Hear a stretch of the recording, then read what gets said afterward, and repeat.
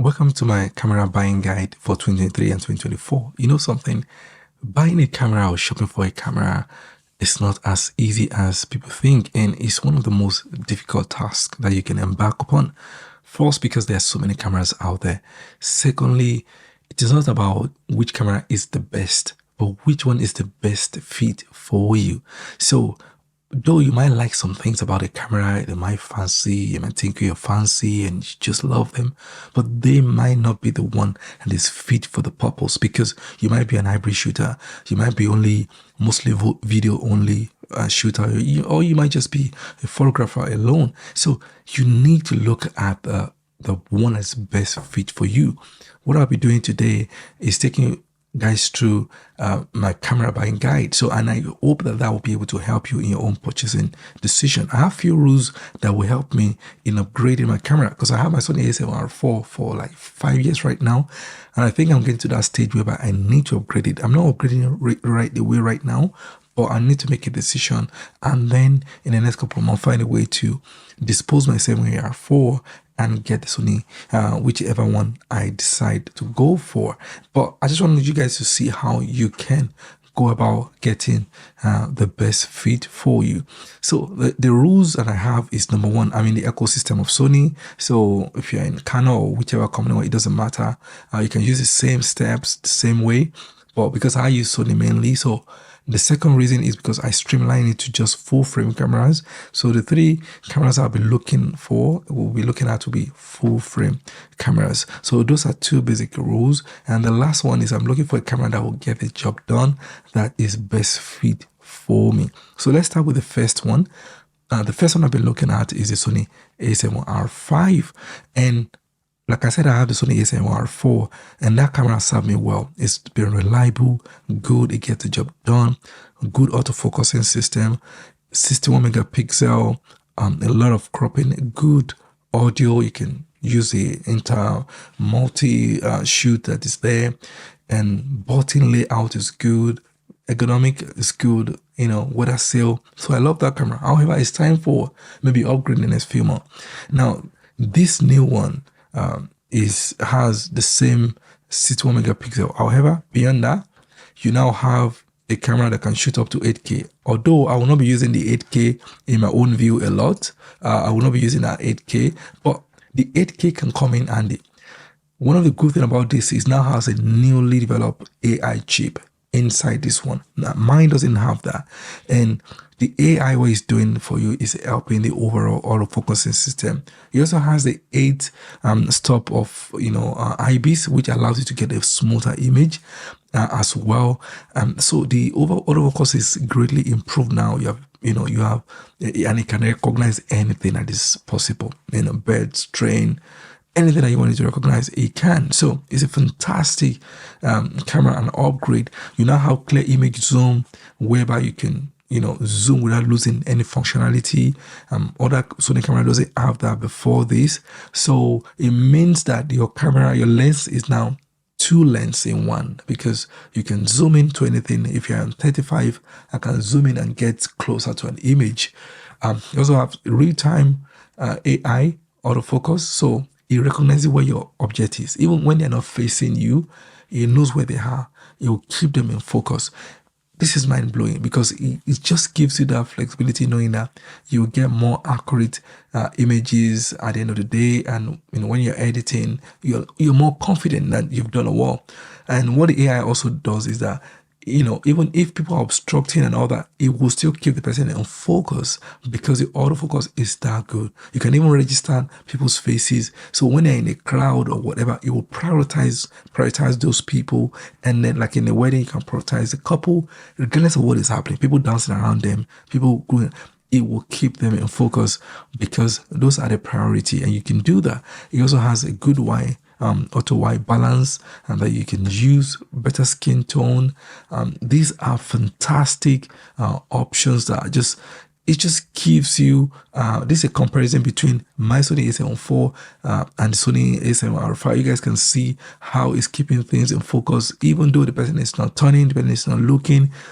it can recognize it and it knows what you're looking for. So overall, this is a fantastic camera in terms of the autofocusing system. The another thing that I love about this camera, like I said, I've mentioned the resolution. The resolution you can crop in and you get a lot of details. But however, there's one more thing is the screen. It has this articulated screen that can tilt everywhere you want it to tilt, and it will give you good, like you can flip it, tilt it, do everything. That may look easy, may look simple, but no other camera's got this. And that means you can use it for both photos and video easily. It just gives you better workflow and it makes you to get the shot.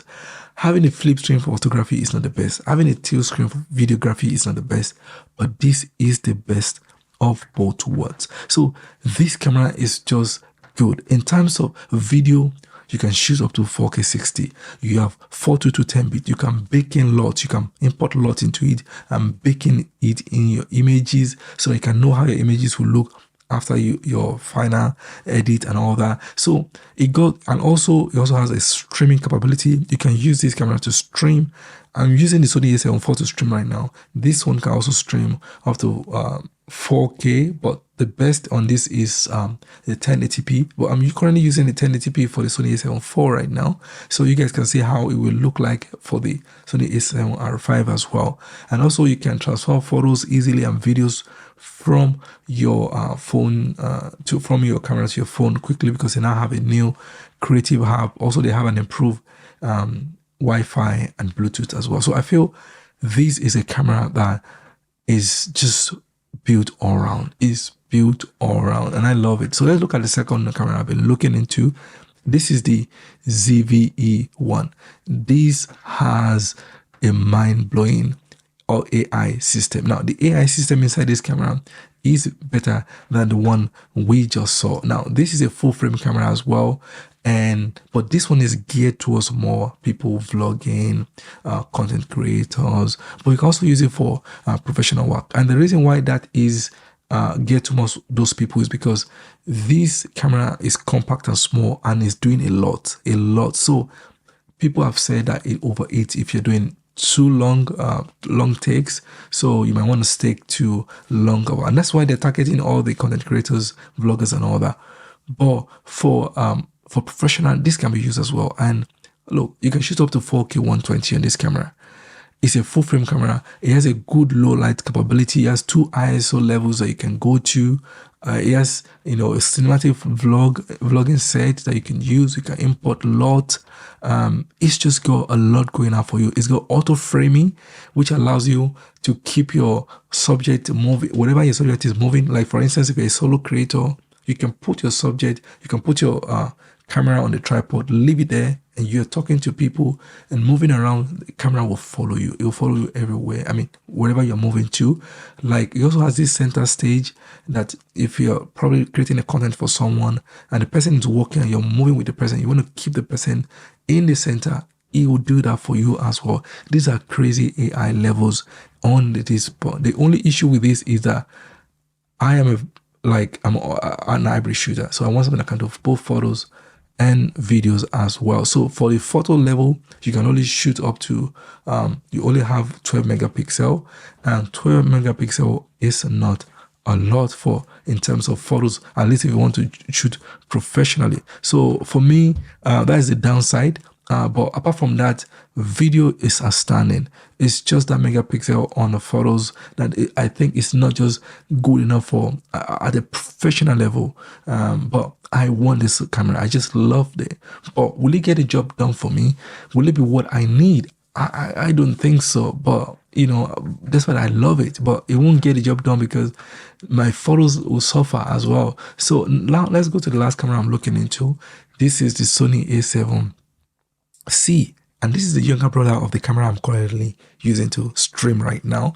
I'm using the Sony A7 IV, and this is Sony A7C. In fact, this was released 2 weeks ago. The ZV1 was released about 2 months ago, and the AR5 was released, I think, early this year or late last year. And so the Sony A7C2 it's a more compact camera, and it's a vintage camera. As you guys can see, it looks beautiful. Like, I would love to take a camera like this on a holiday, just take it out there. It looks beautiful, compact. Like, you take it out, people wouldn't know that you're even a professional photographer. This has 33 megapixel. Is good enough for photos. 33 is more than good enough for photos. And also, it can shoot up to 4K 60. For me, that is enough. I don't shoot much, like I said, in 4K 2120. I shoot it one time, but 4K 60 is good enough. It has a crop, but I have a wide angle lens, so I'm not really bothered with that. This also has an AI chip inside of it. It keeps your subject in focus. You have sharp images as well. It can recognize anything, human beings, bird, plane, cars, whatever you think. It has better, good IBs as well, up to 5-stop, 7-stop, I think. Overall, this is a solid camera as well. It can do videos, it can do photos. And so if you are someone who is new and you're getting into photography and you want to do a bit of both, I mean, this is a camera that you should look into, and you're a content creator, I think this is a good camera for you. The only downside that is not also good, this camera is not good for the Pro is because it only has one card slot. If you're doing a professional work for client, like a wedding, or let's say, interviews and all that, and people are paying you and your camera overheats, or let's say something happened to the memory card on one slot, you're going to be in trouble, because you need 2 card slots for professional work. I mean, in most cases, you will need it so that you keep your mind at rest, and you know that if anything happens to one is also safe. So for me, it's a risk for professionals, but for content creators, for vloggers, for podcaster, I think that this is a very good hybrid camera. So if you're in those category, but where should you buy the ZVE? The ZVE is for somebody who is a content creator and is geared also mostly to video. Like, video is mostly what you do most of the time. I think ZVE 1 would be the best, in my own opinion. But overall, I think this is also good. But you can also import LUT into this one, and it has most of the functionalities of the AR, but not everything. So in terms of pricing, this is about 2,000. This is about 2,000, right? 100.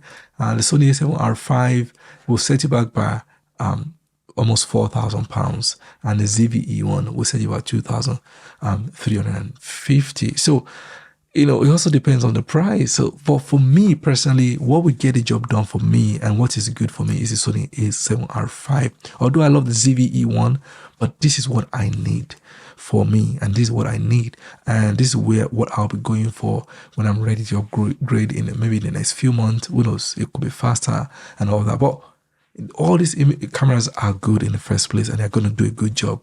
Remember, you don't have to buy a new camera. You don't have to upgrade. The person at the back of the camera is your skills is what will make your pictures, go out there, sales and all that. So, but this is just a way of also deciding which tools is best for you to use. And that's all I'm just doing here, right? So I've made my choice. I hope that can help you.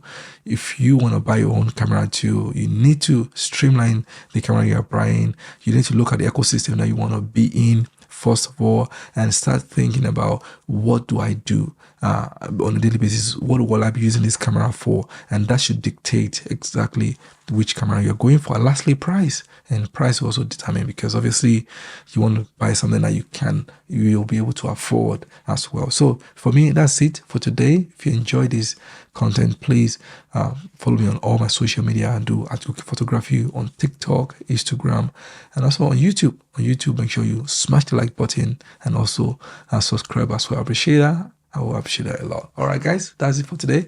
I'll see you guys in my next review, and I say bye-bye.